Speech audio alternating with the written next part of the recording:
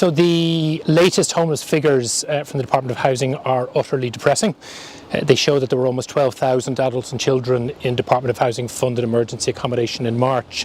That's an increase of almost 250 adults and children on the previous month. And of course March was the last month of the ban on no-fault evictions. What this shows is homelessness continues to rise, and I'm exceptionally concerned that from the 1st of April we're going to see an even larger increase in the levels of homelessness not yet captured by these figures. I've just come from my constituency office and I'm seeing, as are my colleagues, a very significant increase in people either with notices to quit that fell due in April or receiving notices to quit. I've also been talking to some homeless service providers, and they're talking about how where you would have, say, 4 single people sharing a room in a hostel, they're now moving towards 6 people or 8 people sharing. So I have to say, what these figures today shows is that the government was wrong to end the ban on no-fault evictions.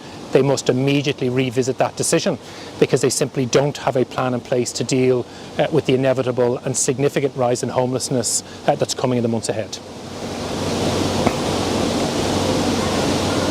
Just the fact that the figures have risen by the numbers that they have in a month where there should have been no-fault evictions, is that going to prove that in fact there are always going to be some causes of homelessness completely outside the government's direct control? No, because the single biggest cause of homelessness still is notices to quit. Not all people who receive an eviction notice go directly to emergency accommodation.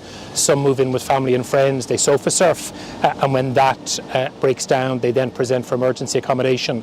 And that's really what we've seen, both for singles and for families with children, over some of the months of the ban on evictions.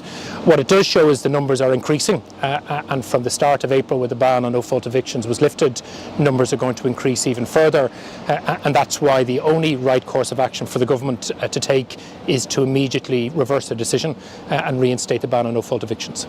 The government's arguing all along that by introducing the ban, it's not really helping the problem, it's just delaying it, and your own party has said that it should be reintroduced and perhaps lifted early next year. But what difference does that ultimately make? We've always said from the outset that a ban on no-fault evictions in and of itself doesn't fix the problem. It's what you do during the breathing space that the ban gives you that matters. Government didn't take a single additional action, either in terms of social affordable housing provision or in terms of homeless reduction, during the ban on evictions.